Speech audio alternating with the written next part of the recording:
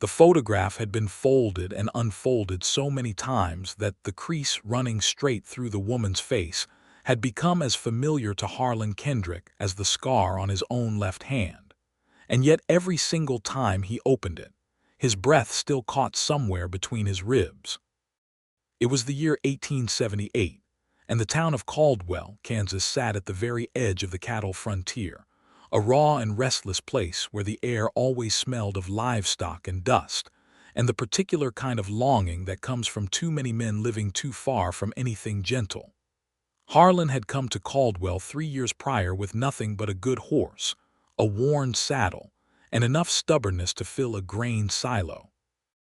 He had worked cattle drives up from Texas, saved every cent that did not go to food or a roof over his head, and eventually scraped together enough to put a down payment on 40 acres of decent grassland just south of town.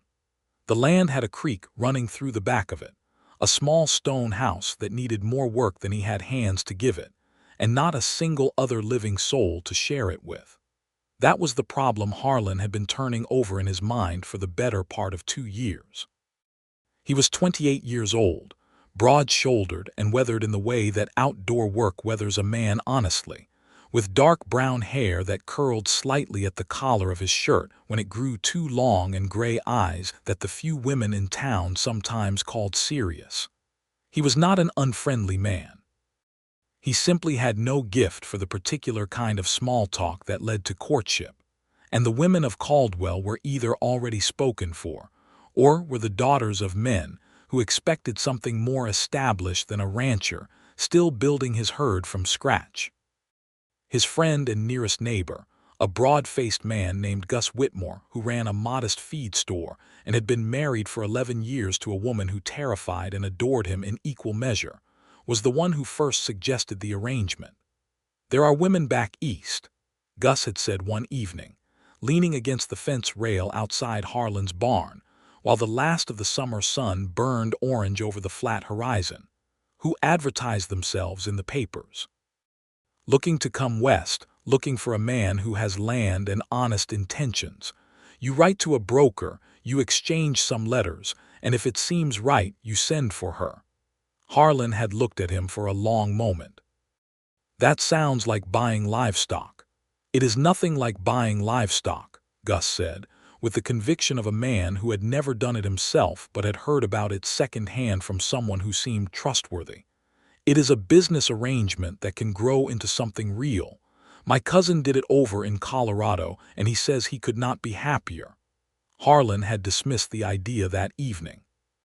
But the winter that followed was long, and the stone house got very quiet, and by the time March arrived, he had written the letter.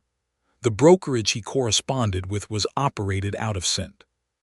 Louis, a respectable firm that matched Western men with Eastern women who were, for reasons of their own, looking to make a new start. He filled out their questionnaire honestly. He described the land, the house, the cattle operation that was still growing. He described himself as plainly as he could, noting that he was a steady worker, not a drinking man, not a gambling man, and that he hoped to eventually build something that could be passed on. He did not mention that he was lonesome in the kind of deep way that had started to feel like an ache he had simply learned to carry. 3 months passed before the brokerage sent him anything. Then in June, they sent him a letter and a photograph. The letter said that a woman named Frances Turner, aged 26, of Cincinnati, Ohio, was interested in corresponding with him. She was a schoolteacher by training, the letter explained, the daughter of a bookkeeper who had died the previous winter, leaving her with a small inheritance and no remaining family in the city. She was described as sensible, educated, and in good health. She was looking for honest work and a genuine life, and was not afraid of difficulty. The photograph was a formal studio portrait, the kind taken with a long exposure that required the subject to sit perfectly still. It showed a young woman in a dark dress with a high collar, her hair pinned up neatly, her hands folded in her lap. The photograph was slightly overexposed on one side, washing out some of the detail, and the long exposure had given her expression a particular quality of composed blankness that formal photographs of that era so often carried. He could see that she had a fine bone structure, dark eyes that might have been any deep color, and something about the set of her chin that suggested she was a woman who made up her mind and kept it made. He had written to her. She had written back. The correspondence lasted 4 months, and those were some of the strangest and most surprising months of Harlan's adult life, because Frances Turner wrote the way very few people spoke, which was to say directly, and with genuine thought behind every sentence. She did not write about the weather or make the kind of careful, cautious pleasantries that he had expected. In her first letter, she asked him 3 questions. What did he believe a man owed to the land he worked? What had been the hardest year of his life? And did he read? He had stared at those questions for a long time. Then he had answered them honestly, which took him the better part of an evening to do because he was not a man who had ever been asked to put such things into words. He told her about the drought year of 1874, when he had watched an entire cattle drive die before it reached market, and had nearly given up on the whole enterprise of ranching. He told her that he believed a man owed the land his attention and his patience, not just his labor. He told her that he did read, slowly and with a dictionary nearby, and that the last book he had finished was a history of the American West that had made him feel both proud and deeply uncomfortable in ways he was still working out. She wrote back within the week.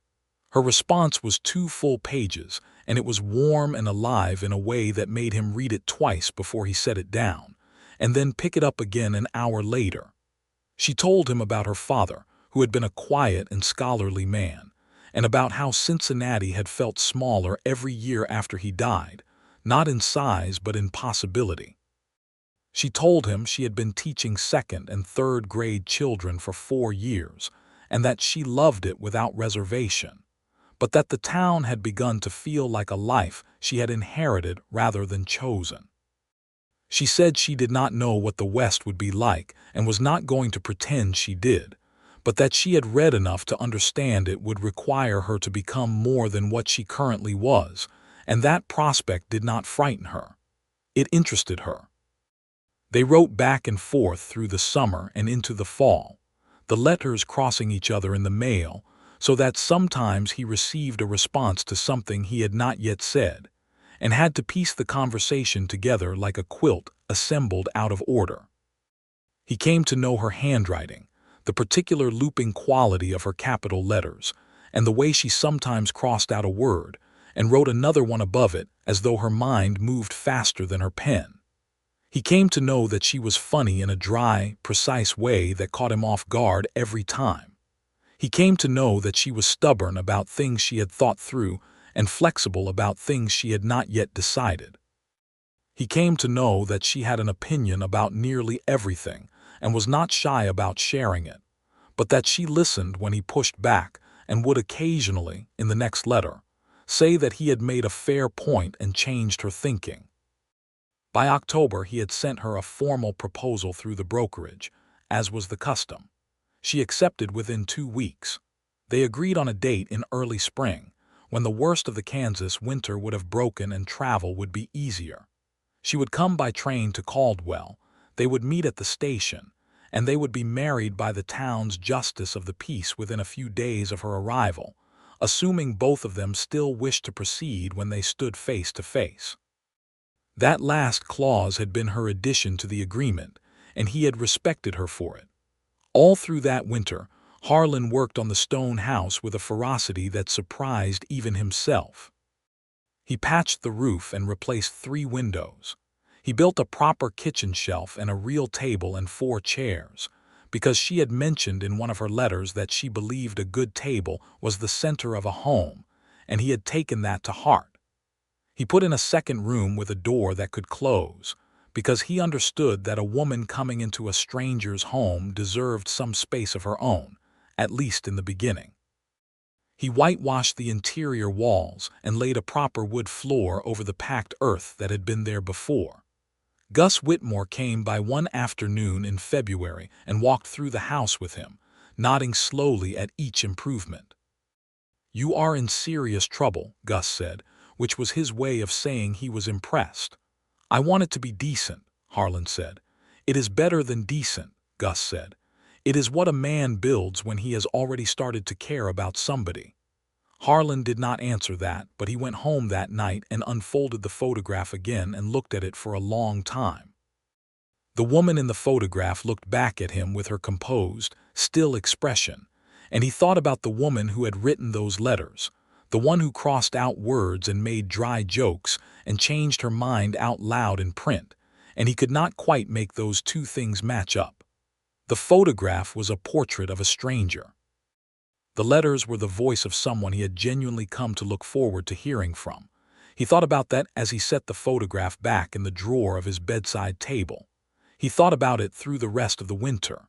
He thought about it on the morning of April the 8th, 1879, when he hitched his good bay horse to the wagon, put on his cleanest shirt, and drove into Caldwell to meet the noon train from Kansas City.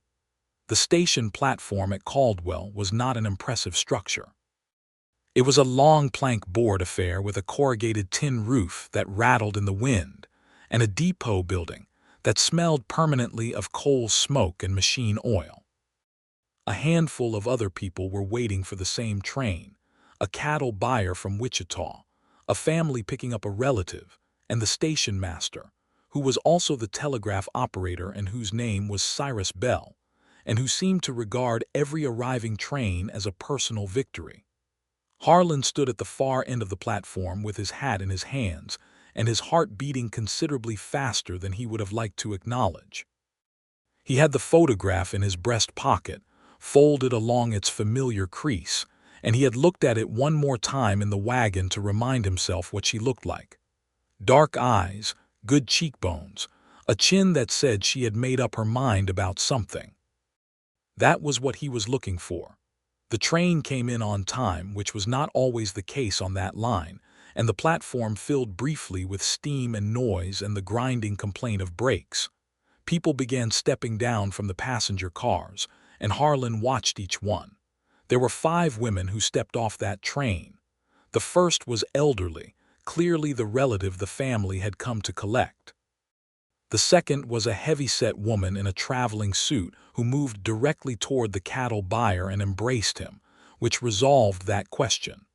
The third was young, perhaps 18, and was accompanied by a man who appeared to be her father.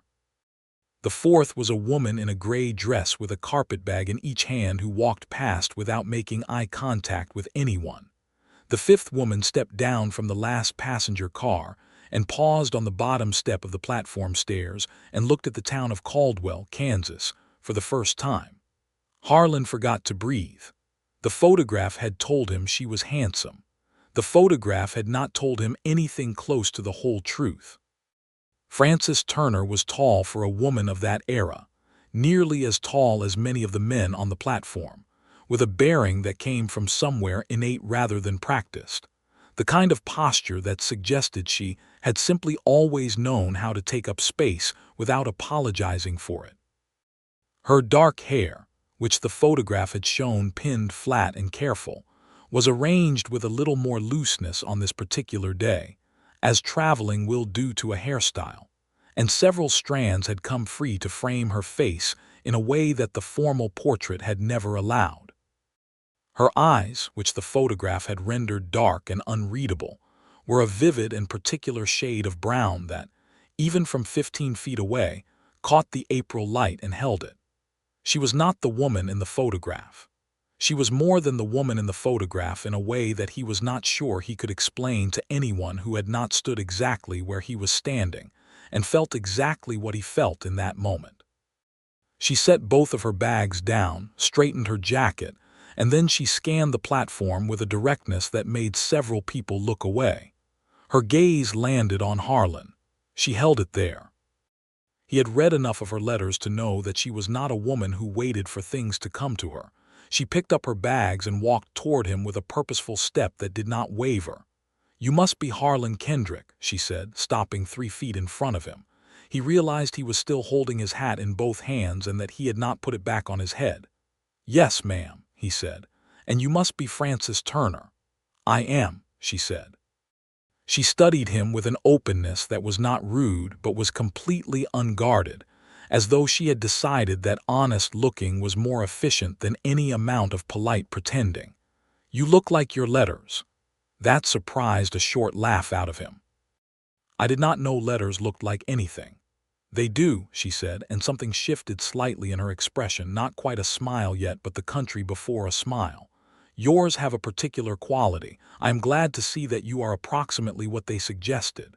"And you," he said, and then he stopped because he was not sure how to finish the sentence without sounding like a fool.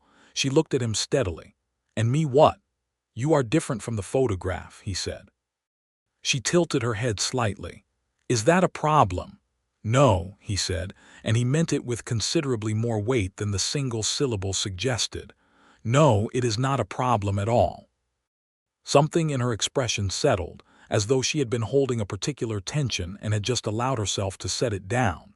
She looked around the platform, at the retreating steam of the train, at the flat and enormous Kansas sky, at the dust that moved along the street beyond the station in lazy spirals. "Well," she said, "this is something." "It is," he agreed. She picked up both of her bags and looked at him with an expression of practical expectation. He reached out and took the bags from her, which she allowed, and led her to the wagon, and that was how it began. He had arranged for her to stay at the boarding house that Caldwell's respectable women had determined was appropriate for a single female visitor, operated by a widow named Mrs. Opal Hatch, who was small and sharp-eyed, and who had opinions about absolutely everything, and kept them mostly to herself unless asked, at which point she would deliver them with the efficiency of a judge delivering a verdict. Mrs. Hatch took one look at Frances Turner standing on her porch with her 2 carpetbags and said, "You look like a sensible woman." "I try to be," Frances said. "Good," said Mrs. Hatch. "The West does not have much patience for the other kind. Come inside." The 3 days that followed before the planned wedding were, by the standards of the arrangement they had entered into, entirely proper and supervised.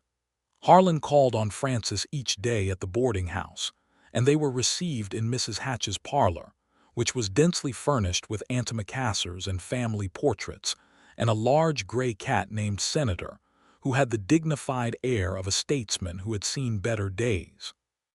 But the parlor visits quickly proved insufficient for 2 people who had been writing each other letters all winter, and who had, in fact, already established the kind of conversational intimacy that usually takes considerably longer to develop.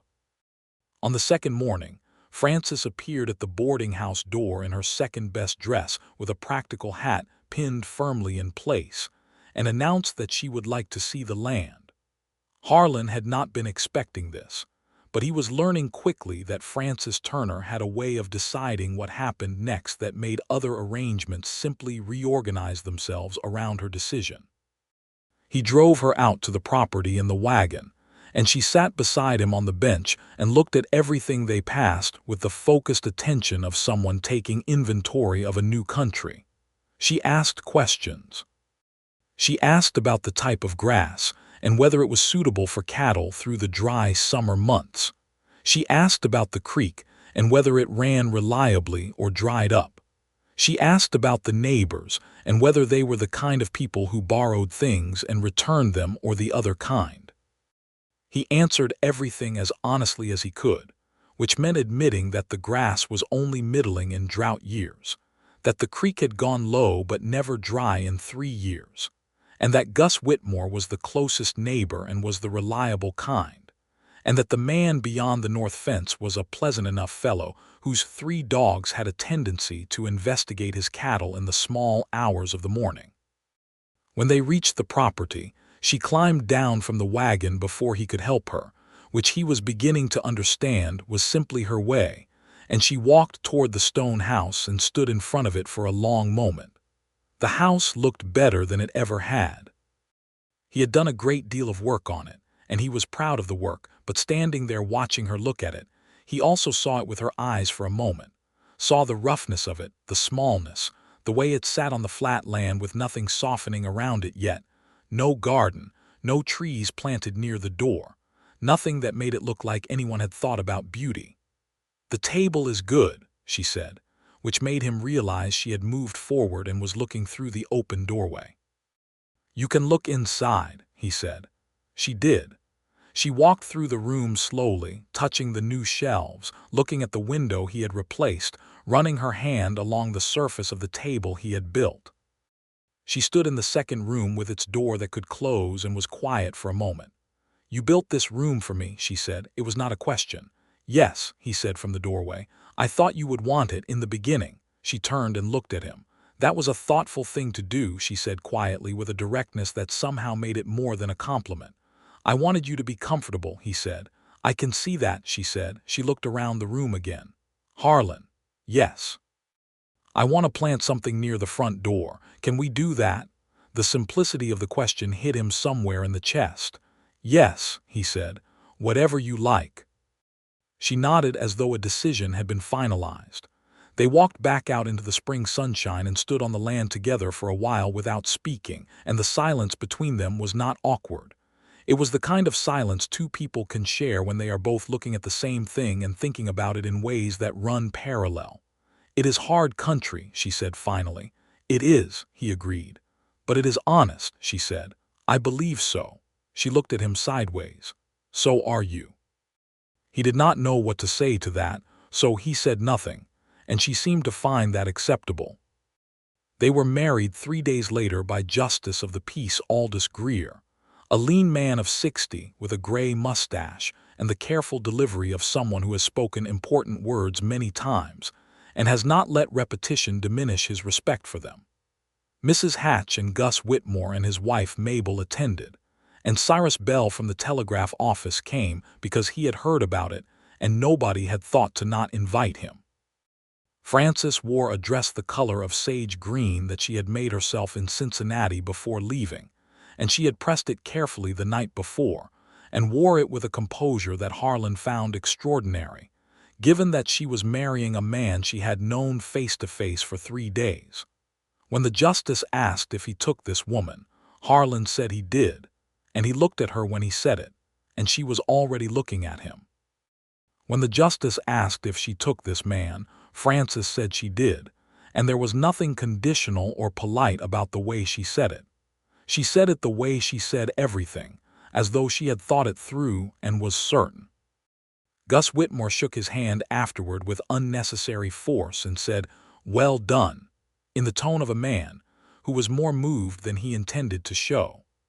Mabel Whitmore embraced Frances and said she must come to supper on Sunday, which Frances accepted immediately, which told Harlan something about how quickly she intended to build a life here rather than wait for one to arrive.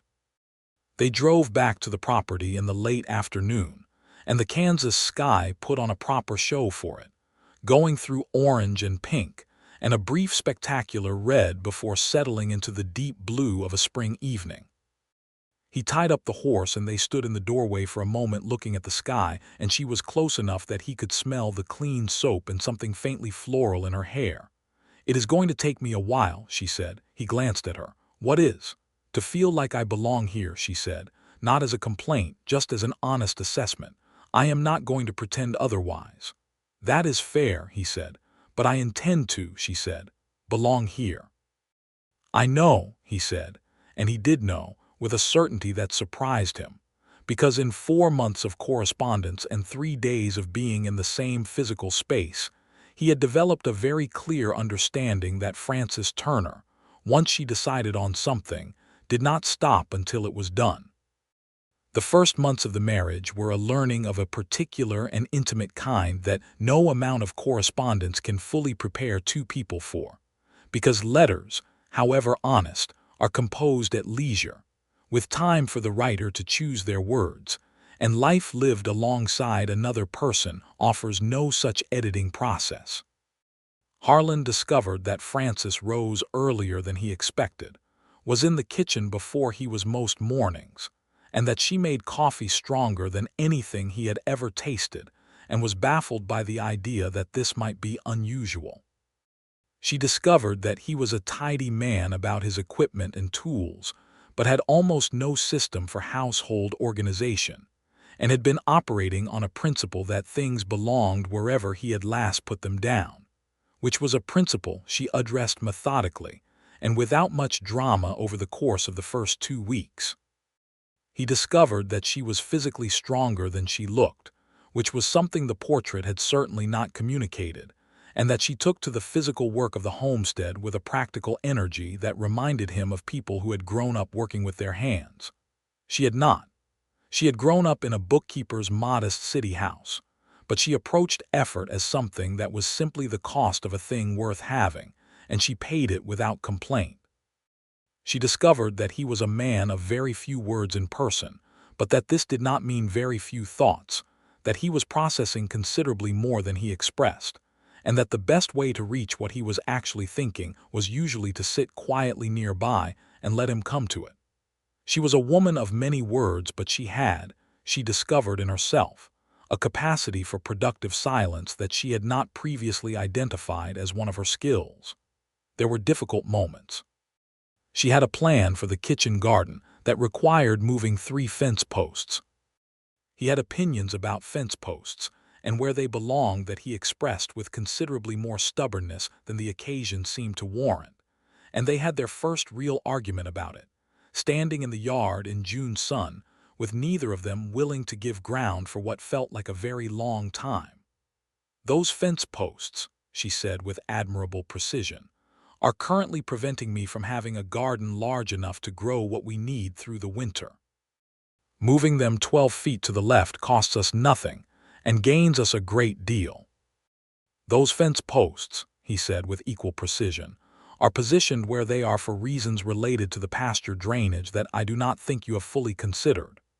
"Then explain the drainage to me," she said, which was a response he had not expected. He explained the drainage to her. She listened without interrupting, which was one of her genuine gifts even when she disagreed with someone, and then she said, "What if we moved them 15 feet and added a shallow channel on the north side?" He thought about it.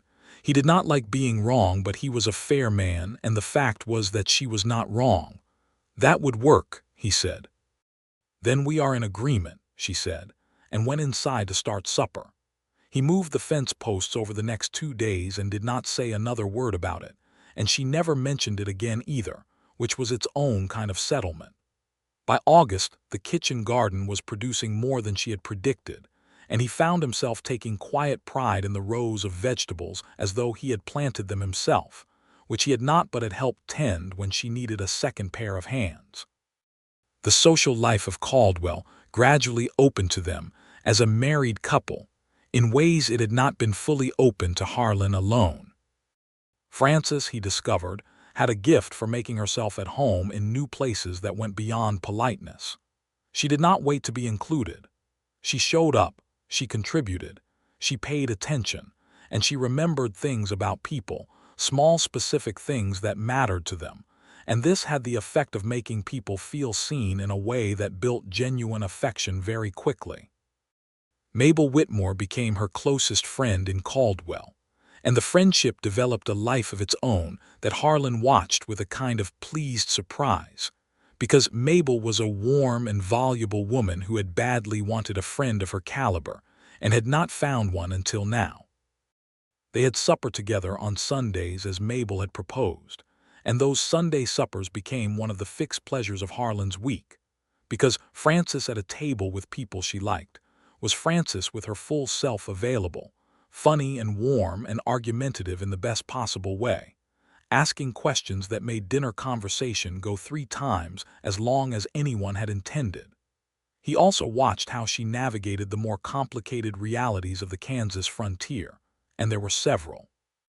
Caldwell in 1879 was a cattle town at the edge of Indian Territory, and the town's relationship with the Comanche and Kiowa peoples whose land had been progressively taken by the federal government, and the advancing settlements was a complicated and ugly piece of the country's recent history. Frances had read about it. She took it seriously in a way that some of the town's residents did not, and this occasionally created friction.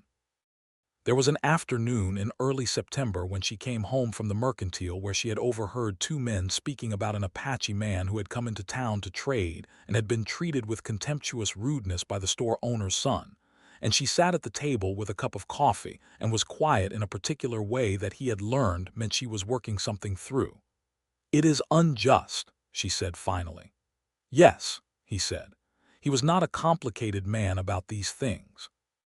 He had worked alongside enough men of different backgrounds on cattle drives to have developed a fairly clear sense that the way this country treated people based on where they came from was wrong. He just said so. She looked at him. "You agree?" "I do. You never said so before. You never asked before," he said. "But I am not a man who thinks the West was empty before we got here." She reached across the table and put her hand over his briefly, firmly, and then pulled it back and finished her coffee. It was a small gesture, but it was one of the first times she had touched him with something other than incidental contact, and he felt it all the way through the afternoon. The question of the marriage becoming a real one, by which he meant a full one, was something he had decided to leave entirely to her pace and her comfort. He had his own feelings on the matter, and they were strong and getting stronger by the day. But he was not a man who would press someone into anything, and he had enough self-understanding to know that what he felt for Frances Turner had moved considerably past the practical arrangement they had begun with, and that made it a more delicate situation, not less. She addressed it on a night in early October when the air had finally turned, and the flat Kansas plains were wrapped in the first cold of fall, and the stone house held the warmth of the fire better than he had expected the repaired walls to do. They had been sitting on opposite sides of the fire, he reading and she writing a letter to a former colleague in Cincinnati, and at some point the fire had burned down lower, and the room had grown quieter, and she had set her writing aside and looked at him in a way he had felt before he looked up.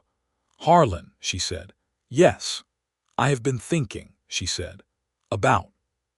She was quiet for a moment, and she had the look of a woman who has composed a speech and is deciding whether to deliver it or simply get to the point. She decided on the point. "I am not afraid of you," she said. "I want you to know that. I think there may have been some confusion on that score because I have been perhaps slower than I might otherwise be, and I want to be clear about the reason. It is not fear." He put his book down. "What is it then?" "I was being careful," she said, "because I believe that this matters, what we are building here, and I did not want to move too quickly and have something go wrong that could not be fixed." He looked at her across the low-burning fire. This woman who was more than her photograph in every possible way. This woman who had crossed half a continent to meet him. This woman who argued about fence posts and moved fence posts and made coffee too strong, and remembered the exact right thing to say to every person she met, and who was sitting across from him, right now being honest with him in a way that very few people had ever been honest with him. "Nothing is going to go wrong," he said. "You cannot know that," she said. "No," he said, "but I know you well enough by now to know that whatever does go wrong, you will figure it out." Something shifted in her face. "You have a great deal of faith in me," she said. "I have been paying attention," he said. "That is not faith, Frances. That is evidence." She was quiet for a long moment. Then she got up from her chair and walked toward him, and she stopped in front of him and looked down at him, this woman who had shown up on a train platform and been more than every version of her that he had previously imagined, and she said, "I think I am falling in love with you." He stood up, because it seemed wrong to receive that information sitting down. He was close to her now, close enough to see the way the firelight moved in her dark eyes and the small, unconscious motion of her hands that meant she was waiting to see what he would say. "I know I am falling in love with you," he said. "I have been for a while." "Since when?" she asked. "Since about your third letter," he said. "The one where you told me I had made a fair point and changed your thinking." She laughed, and it was a real laugh surprised out of her, and it was the best thing he had heard in a very long time. "That is a strange thing to fall in love with." "It is not strange at all," he said. "It is the truest thing about you." She looked at him for a long moment, and then she raised up on her toes and kissed him, and that was that. The winter of 1879 going into 1880 was one of the harder ones on record in southern Kansas, a long run of fierce cold that tested every structure in the county and drove the cattle into huddled miserable groups against the windbreaks. Harlan and Frances worked it together with the kind of focused cooperation that serious difficulty tends to produce in people who are already inclined toward each other. There were mornings when the temperature dropped so far that the water in the kitchen pail had a skim of ice on it by dawn, and Frances would be up before the first light to rebuild the fire and have coffee on before Harlan had finished dressing for the day's work. There were evenings when he came in from the cattle check so cold his hands would not close properly, and she would make him hold them over the stove and would stand next to him and talk about entirely ordinary things until the feeling came back, because she understood that what was needed in those moments was warmth and normalcy, and not any particular acknowledgement of how hard it was. She began teaching in Caldwell that winter. The town school had been operating intermittently, dependent on whatever trained teacher happened to be present, and when the town council learned that the woman Harlan Kendrick had married was a qualified school teacher, they sent a delegation of 3 men to discuss the possibility with her. She had listened to them, asked a series of sharp questions about funding and the school building's condition and how many children they were expecting, received honest answers, and agreed. She taught Monday through Friday in a single-room schoolhouse that was only slightly less cold in winter than the outdoors. She taught children of ages ranging from 6 to 14, which required a particular simultaneous management of multiple levels of learning that she executed with a systematic competence that became the admiration of every parent in the district within the first month. Harlan drove her to the schoolhouse on the days when the cold was severe and rode out to collect her in the afternoon, and on those drives, in the 20 minutes between the property and town, they fell into a pattern of conversation that became one of the things he loved best about their days. She would tell him something that had happened at the school, some particular child's breakthrough or some difficulty she was working out, and he would listen and occasionally offer a perspective that was so practical and grounded that she started to actively seek it. And he would tell her something about the day on the land, and she would ask questions that proved she was paying attention to what he told her. And by the time they reached wherever they were going, they had covered an entire day together, even though they had spent most of it apart. It was on one of those afternoon drives, in February of 1880, that she told him she thought she might be expecting. She said it in the middle of a sentence about something else entirely, in the offhand way of someone who had been working up to saying something and finally just let it come out, and he pulled the horse to a stop in the middle of the track and turned to look at her. "Frances," he said. "I am not certain," she said carefully, "but I believe so. I am going to ask Mrs. Hatch to send for the doctor." "Are you all right?" he said. "I am perfectly fine," she said, with a slight edge in her voice that he recognized as her response to being looked at with worry that she had not invited. "It is a natural process." "I know that," he said. "I meant, are you all right? You?" She looked at him for a moment and the edge softened. "Yes," she said more quietly. "I think so. I think I am more than all right. I am a little frightened." "That is reasonable," he said. "And I am glad," she said, "if it is true." "So am I," he said, and the feeling behind those 3 words was so large that he was not going to attempt to expand on them. He got the horse moving again, and they drove the rest of the way home in a silence that was full to the brim with everything they had not said. It was true. Dr. Elias Fogarty, who served the county out of an office in Caldwell, and whose medical training was solidly competent rather than remarkable, confirmed it in early March. The child was expected in September or October.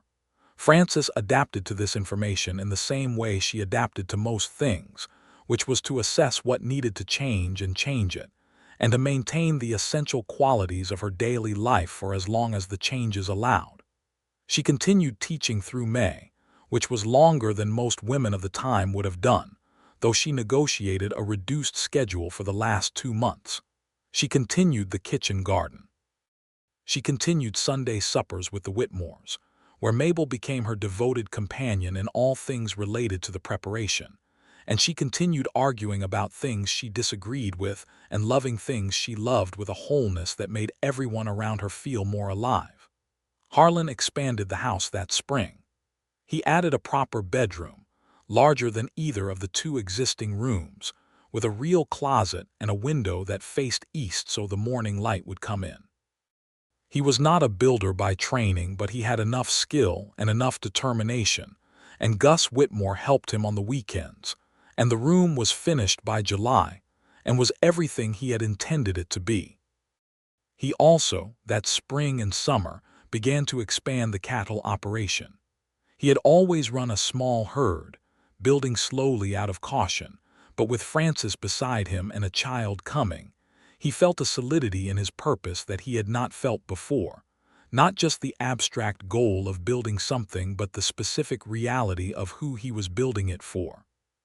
He bought 20 additional head from a rancher near Medicine Lodge who was downsizing, and with those and the calves from the winter, his herd was approaching a size that the land could comfortably support. The late summer of 1880 was hot and very dry in southern Kansas, which was not unusual but was always difficult, and Harlan worked the cattle with a care that meant long days and short nights. Frances, in the last weeks of her pregnancy, had accepted that she could not do everything she normally did, but had not accepted any suggestion that she do nothing, and she ran the house and the kitchen garden and read and wrote letters, and had a short and pointed conversation with anyone who suggested that she ought to be resting more. The child came on the 17th of October, which was a cool and clear day with the autumn light lying flat and gold across the plains. Mrs. Hatch came out to help and Dr. Fogarty came out from town, and Harlan was directed to make himself useful by keeping the fire and the water hot and otherwise staying out of the way, which he did with a patience that cost him considerably. The labor was long. It was one of the longer days of Harlan Kendrick's life, and he had spent days on cattle drives in lightning storms and days digging fence posts in frozen ground and days working through physical hardship that left him hollow with exhaustion. But none of those days had required the particular quality of helplessness that this one did. He sat outside the bedroom door and held his hat in his hands and listened to the sounds from within the room and thought about everything he had ever done wrong in his life, which is what a man does when someone he loves is in pain and there is nothing he can do about it.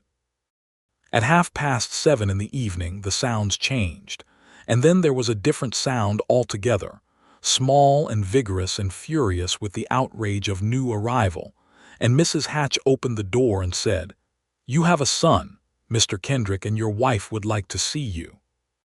He went in and she was sitting up against the pillows, which surprised him because he had expected exhaustion to have flattened her, but this was Frances, and she was holding a small and red-faced and evidently indignant bundle of new person, and she looked up at him when he came in and her face was something he knew he would carry for the rest of his life. "He looks angry," Harlan said. "He has every right to be," Frances said. "It was a long journey." He sat on the edge of the bed and looked at his son, who had a remarkable amount of dark hair and the unmistakable expressions of someone who has very recently had a shock and is still processing it. "What are we naming him?" he said. She had thought about this. "Thomas," she said, "after my father, if you agree."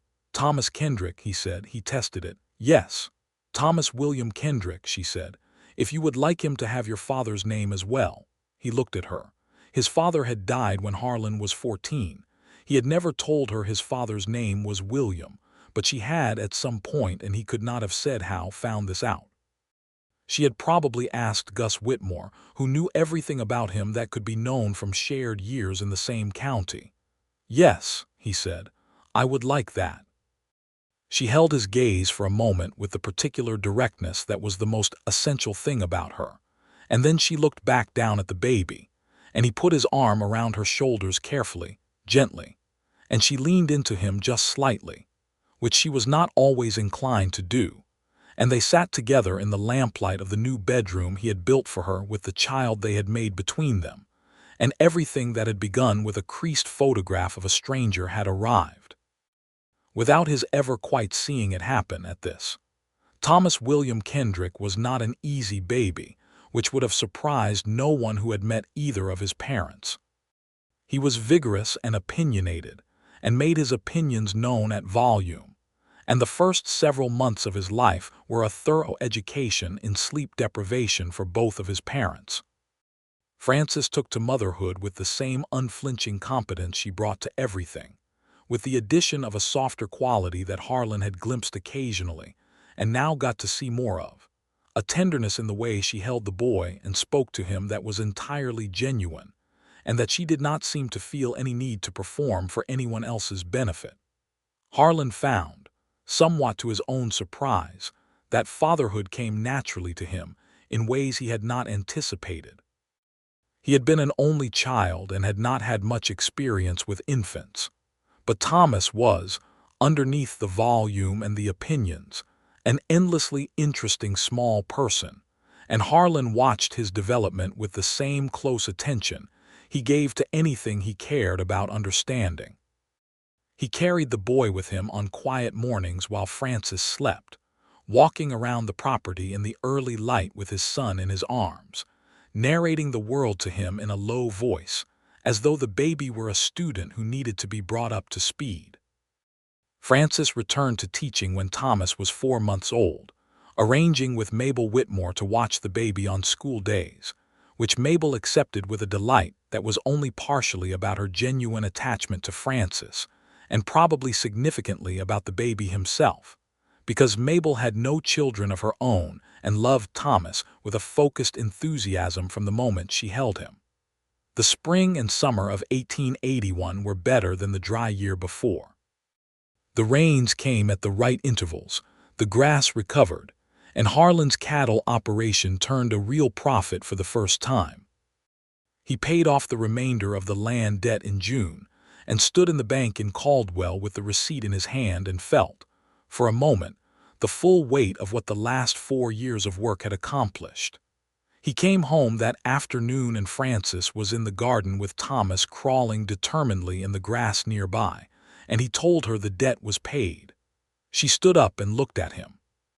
The afternoon light was doing something particular to her face, and there was dirt on her hands from the garden, and her hair was coming loose from its pin in the way it had a habit of doing, and she was the most beautiful and true thing he had ever seen in his life.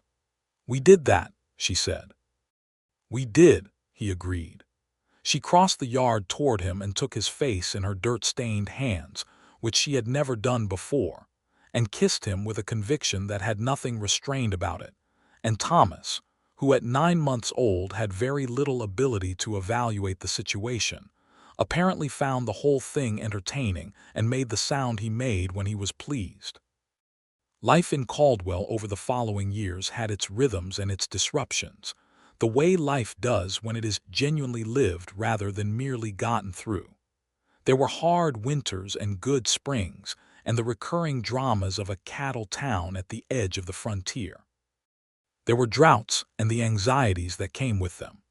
There were disputes between ranchers and homesteaders over water rights that Harlan navigated with a patience he had developed slowly and intentionally. There was the ongoing complicated reality of the frontier itself, the way the government's treatment of the Comanche and Kiowa and other peoples continued to create a moral weight in the landscape that Frances never stopped acknowledging, and Harlan never stopped taking seriously. Frances continued teaching until 1882, at which point the school had grown to the point where the county could justify hiring a second teacher, and Frances, who had been doing the work of 2 people for 2 years by then, was able to teach the older students only and have somewhat more manageable days. She also, in 1882, started something that began as a small thing and grew into something much larger. She started a lending library. She had brought 37 books from Cincinnati, and she had acquired more through correspondence with a bookseller in St. Louis and she began making them available to anyone in town who wanted to borrow them, operated out of the schoolroom on Saturday mornings. Within a year, other people had donated books to it, and by 1883, it had its own small shelved room in the town hall building, and Francis had a waiting list for certain titles. Gus Whitmore told Harlan one evening that the library had become the thing the town was proudest of, which, given that the town was also proud of its cattle yards and its new hotel, was saying something. "She does that," Harlan said. "Makes a town proud. Finds the thing that needs to exist and makes it exist," he said. "She did it to the house and she is doing it to the town." Gus looked at him with the expression of a man who is watching someone else's happiness and finding it genuinely pleasing. "You are a fortunate man, Harlan." "I am aware of that," Harlan said. Thomas started school at age 5, in 1885, which meant he was in his mother's classroom for the first 2 years of his education, a situation that both of them took to with a businesslike acceptance that became one of the family's ongoing small jokes, because Thomas was a clever and curious and also deeply mischievous child, and his mother had absolutely no trouble at all treating him exactly as she treated every other student, which included a directness about his behavior and his work that he might have wished were not quite so consistent.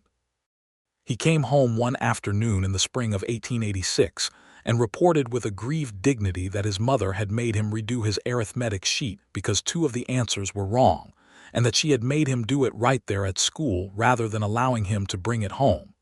"She is right to have done that," Harlan told him. "She is my mother," Thomas said, as though this should have some bearing on the arithmetic. "She is also your teacher," Harlan said. "Those are 2 different things." Thomas considered this with the concentrated unfairness of a 6-year-old who has not yet found the flaw in the argument. He could not find it. "I know," he said finally. He went inside to redo his arithmetic. Frances came home an hour later and found Harlan at the stove stirring something she had left instructions for, and Thomas at the table with his arithmetic, and she looked between them and understood exactly what had happened. "Thank you," she said to Harlan. "He understood," Harlan said. "He always does eventually," she said. "He just needs the opportunity to argue first. He gets that from his father." "He does not get that from me," Harlan said. "You argued about the fence posts for 20 minutes, she said. "That was a legitimate disagreement." "Harlan," she said, "yes. You were wrong about the fence posts." He was quiet for a moment. "I was wrong about the fence posts," he confirmed.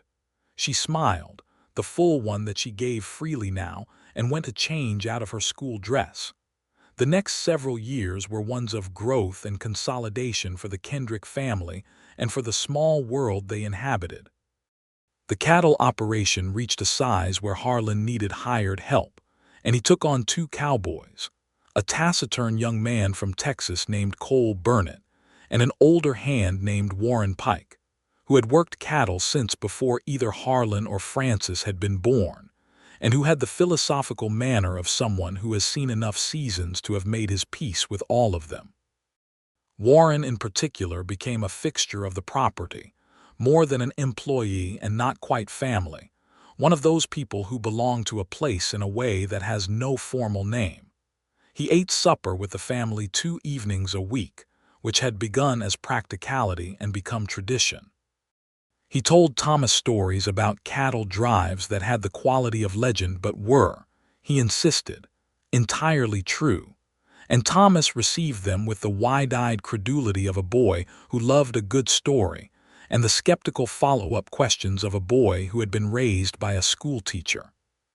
Frances planted the tree by the front door in the spring of 1883, a cottonwood, because she had asked old Warren Pike what tree did best in Kansas, and he had said cottonwood without hesitating.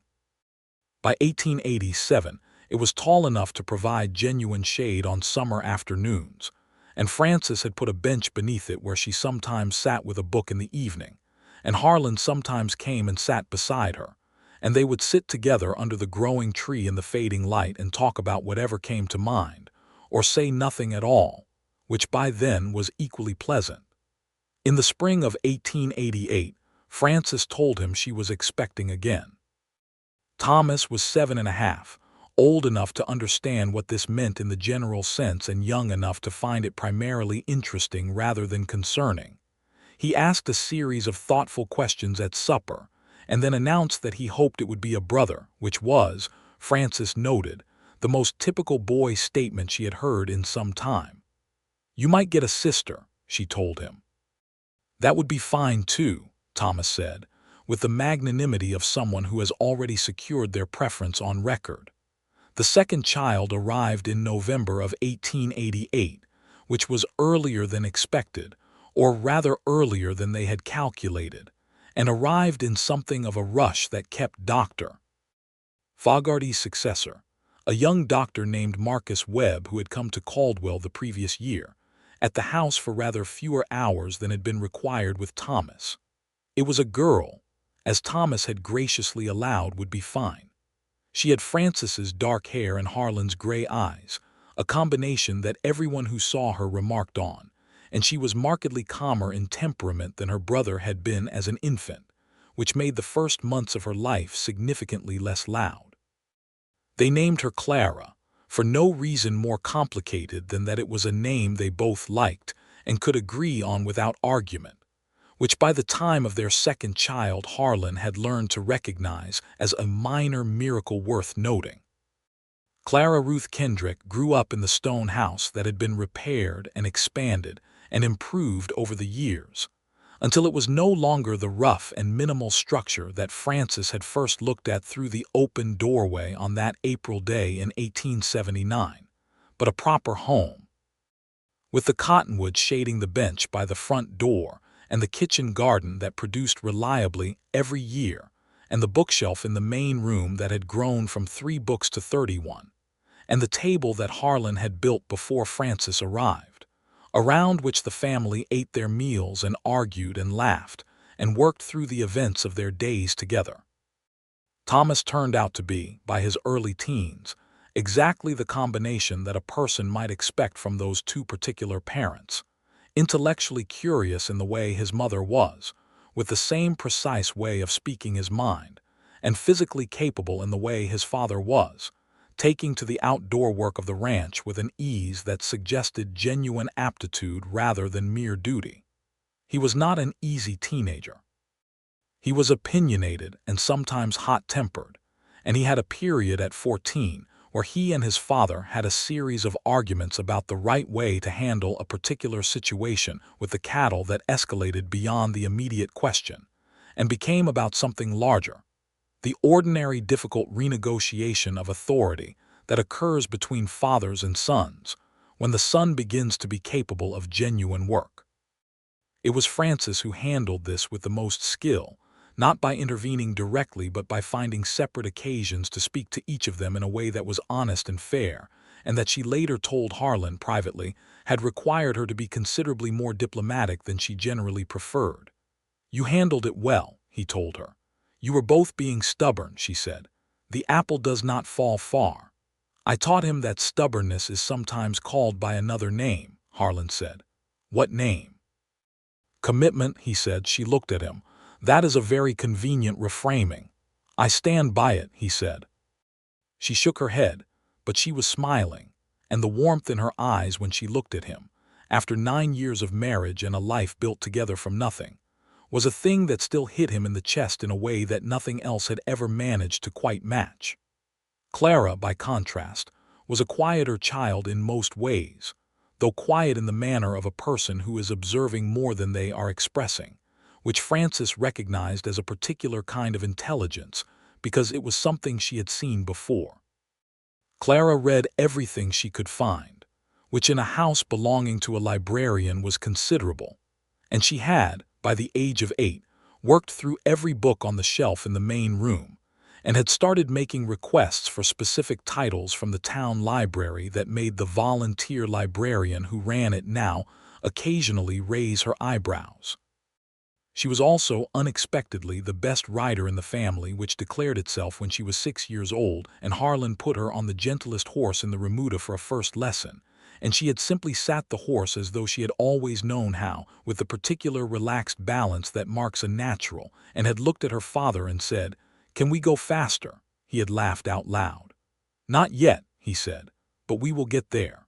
They got there. By the time she was 10, Clara Kendrick on a horse was one of the things that people in the county mentioned when they were cataloging the notable things about the Kendrick family, which had become, over the years, a family that people did mention, not because they sought to be notable, but because the things they did had a tendency to matter and be visible.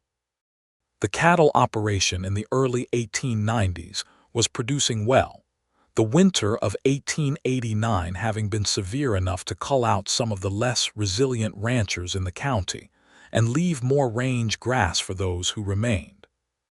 Harlan bought additional land to the south in 1891, another 60 acres with good grass and a seasonal pond, and Cole Burnett, who had been with him for 9 years by then and was now 31, and had developed from a taciturn young hand into a reliable and experienced cattleman, was made foreman and given a small house on the property that Harlan built with Thomas's help over the course of that summer.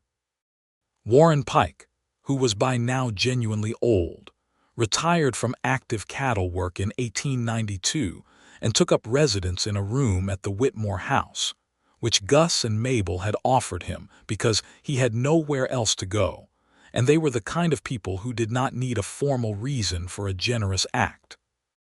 He died peacefully in 1894, and his funeral was attended by more people than most would have expected for a man who had no family in the county, but who had been present in many people's lives in the quiet and steady way that good people sometimes are.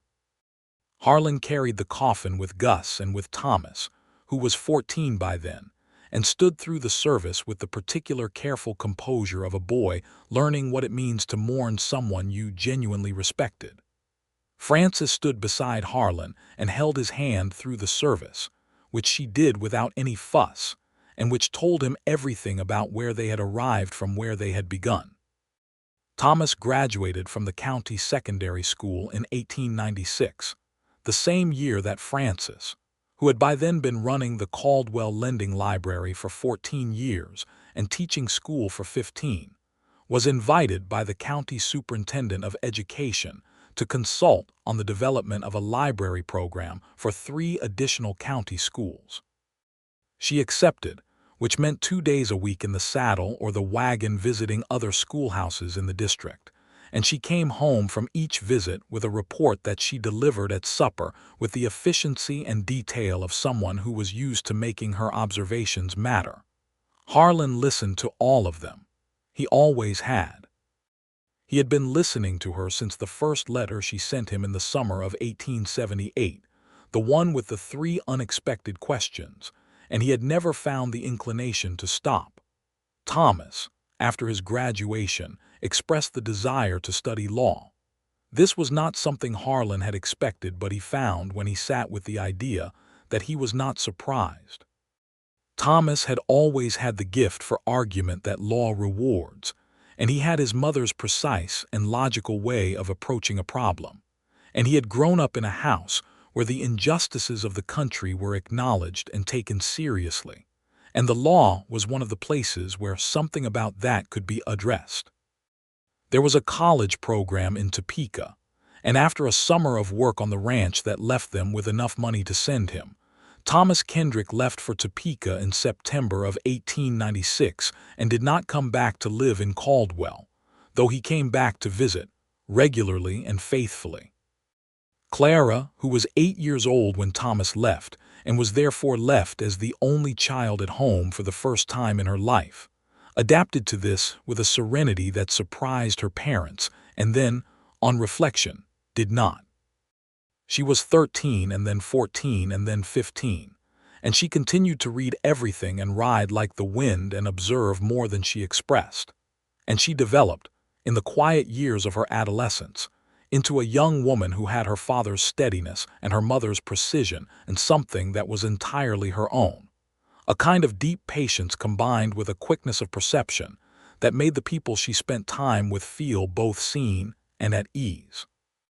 She also, at 16, began helping her mother at the library, and turned out to have a gift for the organizational aspects of it that Frances recognized as considerably more systematic than her own, and which resulted in a card catalog for the collection that was the best organized thing in the county, and which every subsequent librarian was grateful for. Harlan, in the middle years of the 1890s, was a man who had arrived at a kind of contentment that he was aware enough of himself to recognize and appreciate. He was in his mid to late 40s, which was older than many men who had spent their working lives in the physical demands of ranching looked, but he had been careful with his body, and had Frances to take care of him in a practical way that he had reciprocated across the years. He was not, he recognized, a man who expressed himself with great eloquence or verbal complexity. He said what he meant, and he meant what he said, and he showed up, every single day, for the people and the land and the life he was responsible for. He also, in his quieter moments, sometimes thought about that morning on the Caldwell platform in April of 1879, about the way he had stood there with his hat in both hands and his heart beating too fast, looking for the woman in the folded photograph. He thought about the moment she stepped off the train, and the way everything he had thought he knew was immediately and permanently inadequate to the reality of her. He had kept the photograph. He kept it not in his breast pocket any longer, where it had lived for the months of their correspondence, but in the drawer of the bedside table, where it had been since the first night she came to the property. He did not look at it often. He did not need to. He had the real thing, sitting across from him at breakfast, walking beside him on the land, standing in the schoolhouse or the library doing the things that her presence had made possible in this town. He had 20 years of real her, which was immeasurably more than any photograph could contain. But occasionally, when he was at the bedside table for some other reason, he would see the edge of it, and he would take it out and unfold it along the old familiar crease and look at it for a moment. The composed woman in the studio portrait, with her folded hands and her carefully arranged expression, and her dark eyes rendered flat and mysterious by the long exposure. He would look at her and think about the gap between that image and the woman who had shown up at the station, and swept his carefully constructed expectations aside as though they were newspaper on a windy day. There was a particular evening in 1898 when Thomas had been home for a visit and had gone back to Topeka, and Clara was 17 and home from a riding lesson she had been giving to a neighbor's child because she had started doing that and had discovered she was good at it. And Frances had come in from the library and was tired in a pleasant way, the way she was tired after a day of doing work she loved, and they were sitting together at the table after supper with coffee. And he had gone to the bedside table for something, and the photograph was there. He brought it out and set it on the table in front of her. She looked down at it. She had not seen it in years. She picked it up and looked at it with a slight narrowing of her eyes, the expression of someone looking at something from a distance of time. "I remember this being taken," she said. "I hated sitting for it. The photographer kept telling me not to blink." "You look very composed," he said. "I look like I am waiting for it to be over," she said. "You look like someone who has made up her mind about something," he said. She looked at him. "That is a kinder reading than I gave it." "It is the accurate one," he said. She looked at the photograph again. "You carried this around for months," she said, "before I came." "I did." "And when you saw me at the station," she said slowly, "I looked nothing like it." "You looked like it," he said, "in the general sense. But," he thought about how to say it, "the photograph looked like a portrait of a stranger," he said, "and you looked like someone I had been waiting for without knowing it." She was quiet for a moment. She set the photograph down on the table between them. "Harlan," she said. "Yes. Did you know that day at the station that it was going to be all right?" He thought about that honestly. "No," he said. "I hoped you were not what I expected. Was that a problem?" He looked at her across the table, this woman who had been more than her photograph in every possible way, more than his letters had been able to contain, more than the careful practical arrangement they had begun with, more than he had known to want when he had sat down and written that first letter to the brokerage in St. Louis. 20 years of more. "I told you at the station," he said. "No, it was not a problem at all." She reached across the table and put her hand over his, and this time she did not pull it back. She left it there, warm and certain, and looked at him with those dark eyes that no photograph had ever adequately described, and he thought that he was, beyond any reasonable doubt, the luckiest man in southern Kansas and possibly in the whole of the United States. "Good answer," she said. The town of Caldwell changed around them in the last years of the century, as all the cattle towns did. The great cattle drives that had made the place were already slowing by the mid-1880s, and by the 1890s, the economic life of the region was shifting toward agriculture and settlement in ways that changed what the town needed and what it was. There were years of difficulty, economically, when the cattle prices dropped and the homesteaders struggled, and the merchant class of the town had to adapt or fail. Some did not adapt. But the Kendrick Ranch, which had never been large by the standards of the biggest operations in the territory, but which had always been run with a care that prevented overextension, came through the difficult years steadily. Harlan had never borrowed more than he could repay, had never put more animals on the land than it could sustain, and had always kept enough in reserve to weather a bad year. These were lessons he had learned in his early ranching years and had never forgotten, and they served him and his family through the uncertain decade. Francis's work at the library and the school continued to be the kind of anchor that a community needs, something that does not change with the cattle prices, something that the children of struggling families can still access and benefit from regardless of how the season went.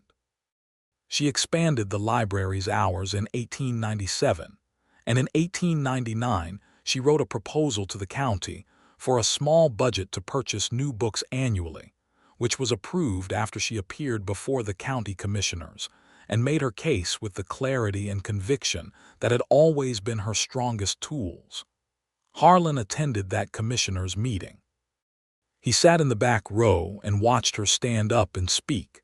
This woman who had crossed half a continent on the strength of a letter exchange and had proceeded to build not only a home and a family, but a genuine contribution to the public life of a town that had been better for her presence in it. And he felt something that was beyond pride, though pride was part of it.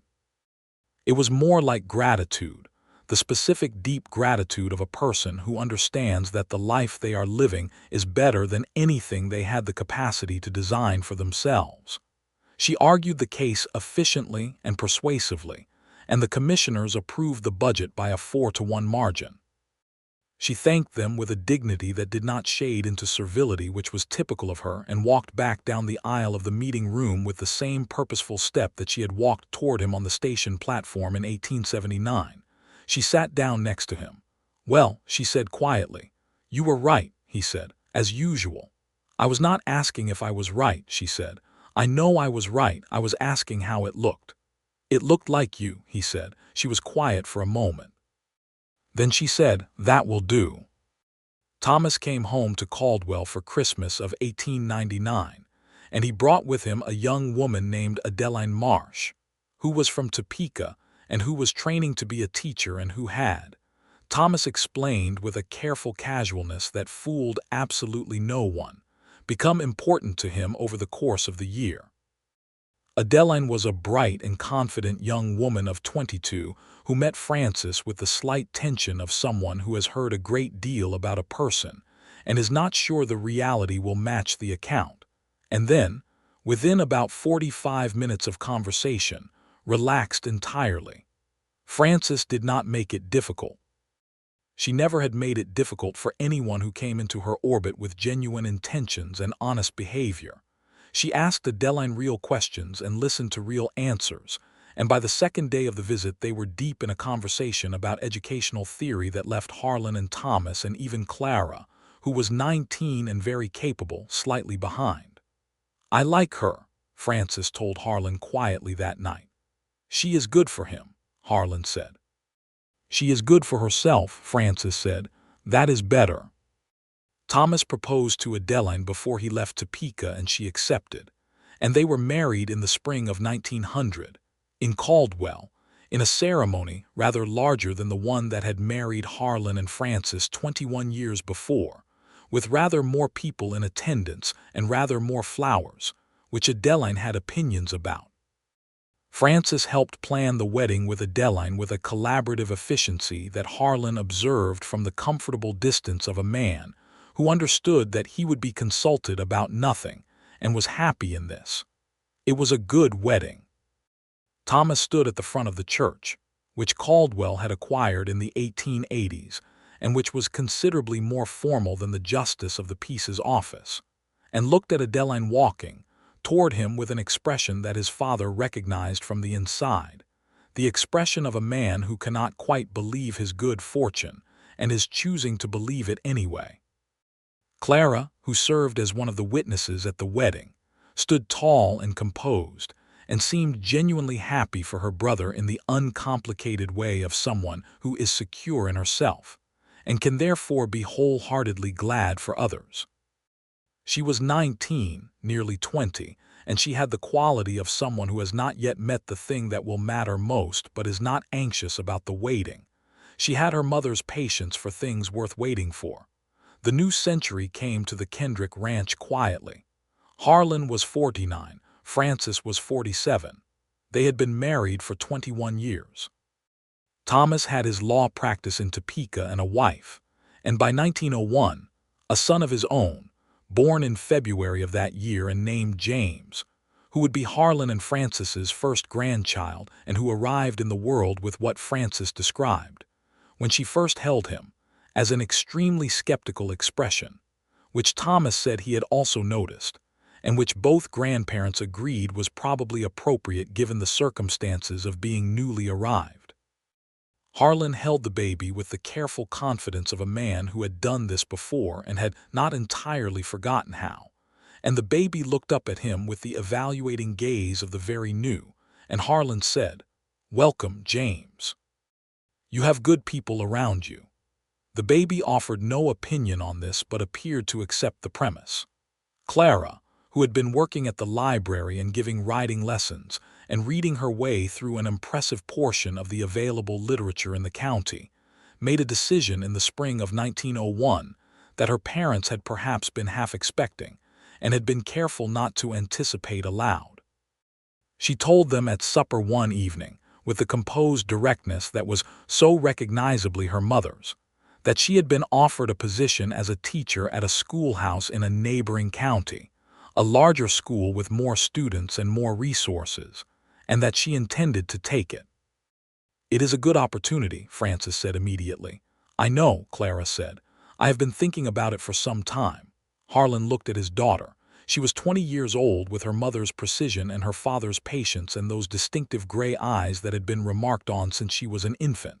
She was entirely ready for whatever came next, which did not make the next part easy. "We will miss you," he said. "I will come back," Clara said, "the way Thomas comes back." "I know," he said. She reached over and put her hand briefly on his arm, which was a gesture he recognized because it was one her mother made, and then she straightened in her chair and went back to her supper, and the decision was made, and that was that.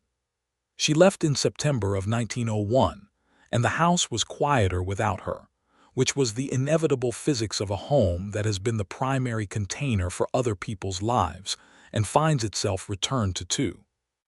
But two, for Harlan and Francis Kendrick, was not a diminishment. They had been two before, at the beginning, and they had learned then that two was sufficient for a great deal when the two were well matched. They were more matched now than they had been then, not just in the sense of knowing each other, though they knew each other as only 22 years of honest daily proximity produces, but in the sense of having become, through those years, genuinely complementary. The things he was not, she was. The things she was not, he was. And the things they both were, which were considerable, they had learned to put in the same direction. Gus Whitmore died in 1903, which was a genuine grief. He died of the kind of cardiac event that was not uncommon in a man of his size and his age, which was 62, in the middle of an entirely ordinary Tuesday afternoon, and was found by Mabel when she came in to call him for supper. He had had a good life and a happy one, and had been married to a woman who loved him extravagantly, and the town of Caldwell gave him a funeral that reflected how many people had been the better for knowing him. Harlan spoke at the service briefly, because he was not a man who found public speaking easy, but he said what was true, which was that Gus Whitmore had been his first real friend in this part of the world and had told him, years ago, that he should write a letter to a brokerage in St. Louis, and that this advice had turned out to be the best piece of counsel he had ever received from anyone. Frances sat in the front pew and looked at the floor when he said that, and her shoulders moved slightly, and when he came and sat beside her she was composed, but she took his hand and held it for the rest of the service. Mabel Whitmore continued to live in Caldwell, and Frances continued to see her regularly, and the friendship between them, which had been built over 24 years, and had shared every season of life that those two women's lives had included in that time, deepened into the kind of friendship that has no need of regular maintenance, because it is simply present, as reliable as the cottonwood tree by the front door. The first decade of the new century moved with the particular quality of time in a life that is well settled, not slow exactly, but full in a way that makes looking back at a span of years feel both longer and shorter than it was. The cattle operation ran under Cole Burnett's capable management, with Harlan still involved daily, but able to step back from the hardest physical work in a way that his body was beginning to appreciate. Thomas came home twice a year with Adeline and James, and eventually a second son, William, born in 1903, named for the grandfather he had never met. Clara came back at Christmas each year without fail, and in 1905 she came back with a man, which she had given no warning of, introducing him in the parlor with a composure that Harlan recognized as the armor of a person who cares deeply about the outcome of something and is not going to show it. The man was named Daniel Marsh, no relation to Adeline, a schoolteacher like Clara who had been her colleague at the school and who was 30 years old to her 24, a quiet and thoughtful man who had grown up in Iowa and had the manner of someone who had spent time outdoors and thought carefully before he spoke. Harlan liked him within the first conversation. Frances liked him within the first hour, which was her standard, and then by the end of the first day they were discussing educational philosophy, and Clara was watching her mother and her intended talk to each other with an expression of relieved satisfaction. Daniel Marsh and Clara Kendrick were married in the summer of 1906 in Caldwell, and this wedding was somewhat quieter than Thomas's had been but no less genuine, and Frances stood at the front of the church and watched her daughter marry and held herself with the composure that was her particular way of feeling large things, and afterward when she was with Harlan alone at the end of the day she said, "She chose well." "She did," he said. "So did he," Frances said. "Yes," Harlan agreed.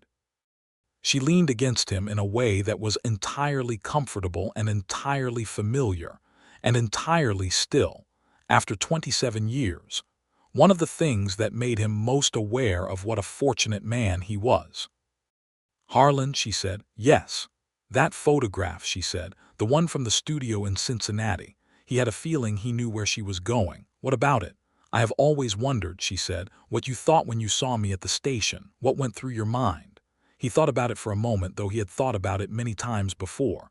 "I thought that the photograph was a very poor likeness," he said. "In what way?" "In every way," he said. "It showed a woman who was holding very still. You were the most alive thing I had ever seen step off a train." She was quiet for a moment. "I was terrified," she said. He looked at her. "You did not show it." "I know," she said. "I had decided not to. I had decided on the train that whatever it was like I was going to walk toward it and not away from it." "I am glad you did," he said. "So am I," she said. "I cannot tell you how glad I am." She straightened up and looked at him. And this was Frances Turner Kendrick at 53 years old, with the lines around her eyes that 27 Kansas years and laughter and squinting into the sun had put there, and her hair that had threads of silver in it now, and was still pulled back in the way she always wore it, but with more looseness than the Cincinnati photograph had shown, and the dark eyes that still held the light in the particular way they had always done, and that no photographic process he had ever seen had ever adequately captured. She was more than she had been in the photograph. She had always been more. She had spent 27 years being more, and she was still becoming more, and he could not conceive of a better description of love than that. "I think," he said, "that you were the best thing I ever did not deserve and somehow received anyway." She looked at him steadily. "You deserved it," she said. "You built the second room with the door that could close. You moved the fence posts. You listened all these years. You showed up every single day. A person who does those things deserves what they receive." "I was in love with you," he said. "That made it easy." "It is not easy," she said. "No," he said, "not always, but it is worth it." "Yes," she said, "it is worth it." They were quiet together in the evening light, on the bench beneath the cottonwood tree that she had planted in 1883, which was now a magnificent tree whose canopy spread wide and generous over the front of the house, and the Kansas plain stretched away in every direction, flat and enormous under a sky that was doing what Kansas skies did in the golden hour, which was something that painters tried and photographers tried and writers tried, and none of them ever entirely got right because it required being there, standing on the actual ground, to feel the full weight of it. The years that followed were good ones in the way that the best years of a life are good, not dramatic, not remarkable to the outside eye, but full of the particular richness that comes from a life built well over a long time. Grandchildren came to visit in summer and at Christmas, Thomas's 2 boys and then 2 more children, a daughter and another son, and Clara's children, who began arriving in 1908 and numbered 3 by 1914, 2 boys and a girl. The house in those holiday seasons was full in a way it had not been since Thomas and Clara were children, and Frances moved through those gatherings with the ease of a woman who is entirely at home in the world she has made. She told stories to the grandchildren the way she had always told everything, directly and with detail, and with the kind of precise humor that children respond to because it treats them as intelligent. She taught them card games and read to them from her library and asked them questions that made them think. Harlan watched all of it from his preferred vantage point, which was slightly to the side of the main action, from which position he had a clear view of everything and could participate as he chose. He was in his late 50s and early 60s in these years, and he had slowed, as a man does in the physical sense, but his mind was entirely present, and his attention to the people he loved had not diminished in any particular. Cole Burnett, who had managed the ranch for over 20 years, came to him in 1913 with a proposition. He wished to buy the cattle operation outright, a gradual arrangement over several years, keeping Harlan on the land in whatever capacity he wished while transitioning ownership. Harlan listened to the proposition and thought about it for several weeks and talked to Frances about it over several evenings. "What do you want?" She asked him directly one of those evenings. "I want to stay on the land," he said. "I want the work to continue. I want it to matter." "None of that requires you to own it," she said. He looked at her. "No," he said, "I suppose it does not." "Cole would take good care of it," she said. "He would," he said. "He already does." "Then what are you deciding?" she said. He thought about it.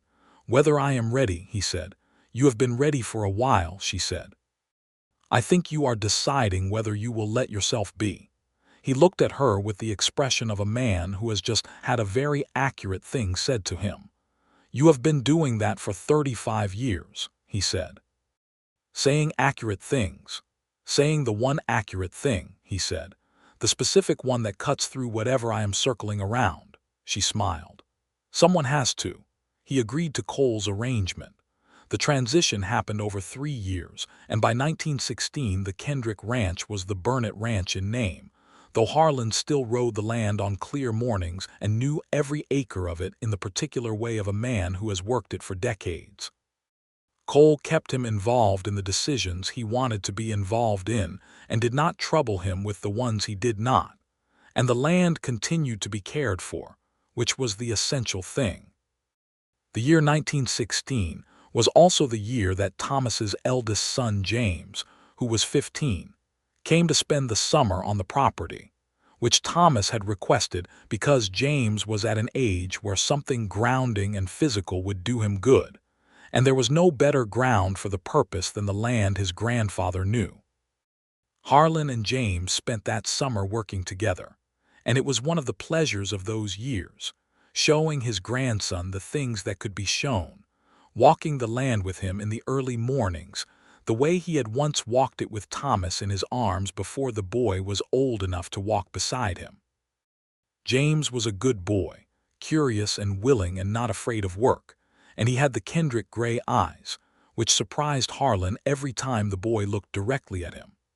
They talked on those morning walks about the land and the cattle and the history of the place, and sometimes about larger things, the way a grandfather and a teenage boy can sometimes reach a level of conversation that the pressure of immediate family relationships does not always allow. "My father says you sent for my grandmother," James said one morning, in the blunt way of a 15-year-old who has heard a story and wants to know the facts of it. "I did," Harlan said, "through a brokerage in St. Louis." "Did you know her before she came?" "I knew her from letters," Harlan said. "We wrote for about 4 months, but you had never met." "No," Harlan said. James was quiet for a moment, considering this. "Were you worried?" he asked. "Yes," Harlan said honestly. "I was very uncertain about the whole thing. But it worked out," James said. "It worked out," Harlan said. "Better than I had any right to expect." "How?" James said. "How did you know, when she got off the train, that it was going to be all right?" Harlan thought about this as they walked, the flat Kansas morning spreading out around them in all directions, the grass moving slightly in the dawn wind, the horizon clear and far away. "I did not know," he said. "I hoped. And then I met her and she was better than the photograph and she was better than my expectations, and she walked straight toward me without hesitating, and something in me understood that a woman who walks toward an uncertain thing without hesitating is someone worth everything you have." James was quiet. "That is a good reason," he said. "She is a good woman," Harlan said. "That is the real reason." Frances was in the kitchen when they came back from that morning walk, because she was always in the kitchen on summer mornings, and James came in the back door and she looked up at him and said, "You look like you have been thinking very seriously about something." "I was talking to Grandpa," he said. "About what?" "About you," he said. She looked at Harlan, who came in behind James and moved past her to pour his coffee, and said nothing. "And what conclusions did you reach?" she asked James. James thought about it. "That some things turn out better than you planned," he said.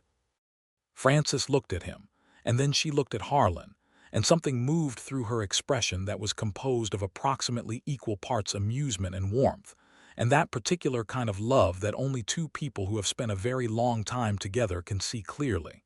"Yes," she said. "Some things do." The last pages of Harlan and Frances Kendrick's story were written in ordinary days, which is how the last pages of the best stories are written. They were written in mornings over strong coffee and evenings on the bench under the cottonwood tree and Sunday dinners that expanded when the family came and contracted back to the pleasure of two when they left. They were written in the small recurring rituals that two people develop over decades, the way he always checked the weather before she was fully awake and told her what she would need to wear, the way she always set a book on his side of the table when she thought he would enjoy it, the way they argued about minor things with a vigor that would have alarmed an outsider and amused anyone who knew them, and resolved those arguments with the efficiency of people who have long since established that neither of them intends to be unreasonable, and both of them are usually at least partially correct. In 1920, which was the year Frances turned 68 and Harlan turned 70, Thomas came home with his whole family, and Clara came with Daniel and their children, and the house was full in a way it had not been for several years, and it was the fullest kind of full, because there were grandchildren running in the yard under the cottonwood tree and grandchildren in the kitchen, helping Frances, and grandchildren on horses in the pasture under the supervision of Clara, who had never lost her natural seat on a horse. And there was noise and cooking and laughter, and the particular chaos of a large family reunion that has the underlying structure of love holding it all together. On the last evening of that visit, after the grandchildren had been settled and the house was quieter, the four adults, Harlan and Frances and Thomas and Clara, sat around the table that Harlan had built in the winter of 1878 and 1879, before Frances had ever arrived, the same table she had noticed through the open doorway on her first visit to the property and had said simply, "The table is good." It was still good. It had held 40 years of meals and conversations and arguments and celebrations and grief and ordinary days and remarkable ones, and it showed the marks of all of them, and it was still solid. Frances looked at it for a moment, with her hand flat on the surface, and then she looked around at her children. "Do you know," she said, "that when I came here I brought 37 books and 2 carpet bags and no particular certainty about how any of this was going to turn out?" "I know," Thomas said. "And your father was standing on the platform with his hat in both hands," she said, looking as though he was not entirely sure he had done the right thing either. Harlan, who was sitting across the table from her and had been listening with the attention he had always given to whatever she said, looked at her steadily. "I was sure," he said. "I was nervous. Those are different things." "You were sure?" She looked at him with the slightly skeptical directness that had not changed in 40 years. "The moment you stepped off that train," he said, "I was sure." She looked at him for a moment. "You never told me that," she said. "I am telling you now," he said. She was quiet, and something in her face was young again for a moment, the Frances who had paused on the bottom step of the platform stairs and looked at a new country for the first time. "Well," she said, "I suppose that is one thing we can agree was well decided." "I can think of several," he said. Thomas and Clara exchanged the glance of 2 adult children who have watched their parents love each other for the whole of their lives and have never gotten entirely used to it, which is the very best kind of getting used to something. They went to bed late that night, all of them, and the house was quiet except for the distant sound of the Kansas night, which is a particular kind of quiet that is full rather than empty, the grass and the wind and the immense and patient sky. Harlan and Frances sat on the bench under the cottonwood tree for a while before they went in, because this was what they did, and the night was warm enough, and the stars were present in the way that Kansas stars are present on a clear summer night, which is to say completely and without reservation. He still had the photograph. It was still in the bedside table drawer, more fragile now, the crease worn soft with handling. He could still see her in it, the composed young woman with the folded hands and the serious expression. But when he looked at it now, it did not seem like a portrait of a stranger. It seemed like the beginning of a sentence whose full meaning had taken decades to unfold. Frances sat beside him with her shoulder against his, looking up at the stars, and the cottonwood moved softly in the night air above them, and the ranch that had started as 40 acres and a stone house that needed work was quiet around them, and somewhere in the house their children and their grandchildren were sleeping under the same roof. "Do you know what I think?" she said. "Tell me," he said. "I think that those letters you wrote me," she said, "were the truest version of you.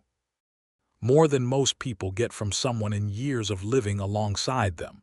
I knew something important about you before I ever saw your face." "And then you saw my face," he said. "And then I saw your face," she said, "and I thought, yes, that is him, that is exactly who wrote those letters." He looked at her in the starlight. "Was I what you expected?" She considered it. "No," she said. "You were quieter than I expected, more careful. You looked at me the way you looked at everything, as though you were taking an accurate measurement." "I was," he said. "And what did you measure?" He thought about what to say. "Someone worth everything," he said. "That is what I measured." She leaned her head against his shoulder, which she did not often do, because she was not generally a person who leaned, and it still moved him every time she did. The stars turned overhead the way they had always turned, indifferent and brilliant and beautiful. And the Kansas night held them both. And the life they had built together from a crease-worn photograph and a letter with 3 unexpected questions was present around them in every direction, rich and real and more than either of them had designed, which was the best possible thing a life could be. He put his arm around her and she let him, and they sat together under the cottonwood tree she had planted in the yard he had fenced, in the home they had made from the house he had repaired, in the life that had started with him holding a photograph of a woman he had never met and ended, if it could be said to end, with the woman herself beside him, considerably better than the picture, which was itself considerably better than anything he could have known to hope for. And that was enough. That was more than enough. That was everything.